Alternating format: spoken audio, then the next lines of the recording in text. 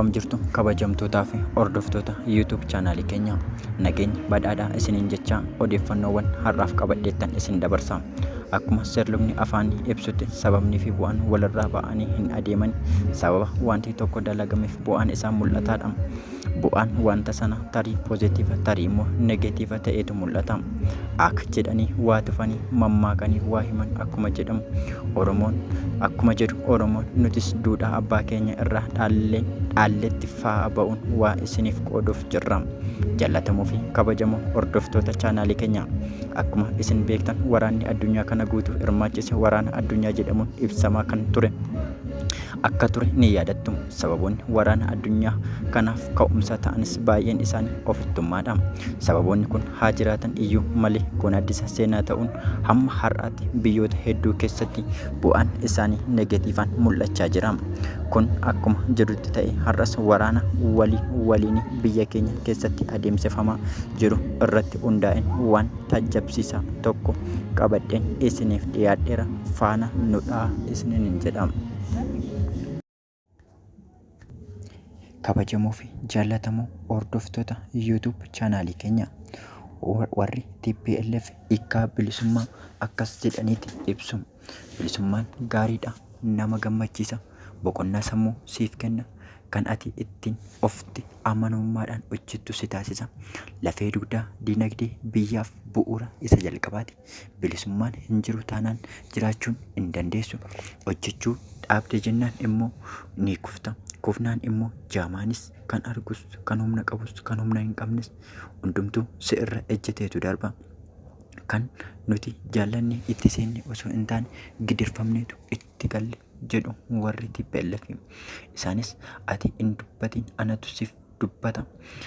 Dhimma kee ati hin beektu anatu siif beeka. Ati waa'ee kee sirnaan hin beektu ani siifan beeka anatu siif dubbata jechuudhaan kan dudubbatan garboonfattoonnii fi babal'ifattoonni weerara lafaa kan humna waraana Minilik jedhee of waamuun kan eegalame yoo ta'e iyyuu nuuf garuu qaanqee bilisummaa nuuf labsaa jira jedhu warri kaaba Itoophiyaa. Akka ajajaan waraana kaabaa kan TPLF dubbatetti bilisummaan dafqa guddaa si dafqisiisa. Beela ulfaataa keessa darbuu si gaafata. Qorraa fi aduu hundumaa damdamattee keessa lufuu si gaafata. Takka takkaa immoo iyyuu yeroo kee fi dhiiga kee ijoollummaa akka ati itti kaffaltu si taasisa jedhu. Jarri garuu firii ati achi irraa argattu bilisummaadha. Bilisummaan akka maqaa isaa yeroo waaman namatti toluu fi afaan irratti jecha isaa akkuma akka salphaatti waamnu miti, waan baay'ee si gaafata jedhu. Kanaaf wanta dhiigaan itti kanfalleeffinne asiin geenye dabarsinee eenyuuf iyyuu hin kenninu waan jedhan fakkaata.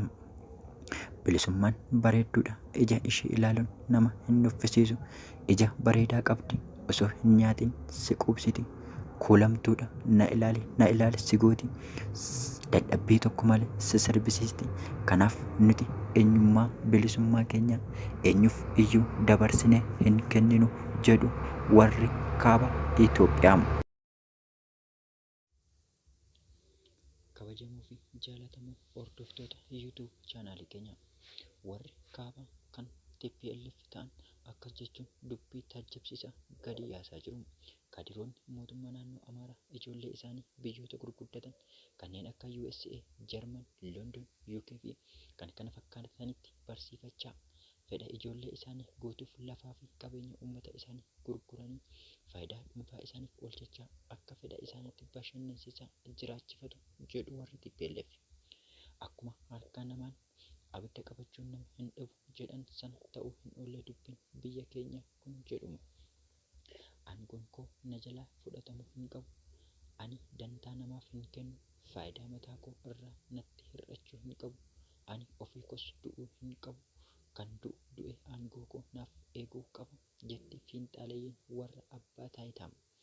Haa ta'u iyyuu malee nun kan nu gaddisiise ijoollotaa fi milishoota naannoo Amaaraa ga'umsa tokko malee dhufanii nuti daangaa eeguuf ergamne biyya harkaan abbootiin keenya ijaaran nurra ga'ee hin diigamu aadannoo jedhu fudhatanii kanneen Gojjamii fi Gondor irraa wal sassaabanii dhufan hunduma qixa barbaachisu ni galchina, adabbii barbaachisus ni kennaafi jedhee gabaasa Tigiraay Ta'assar miidiyaa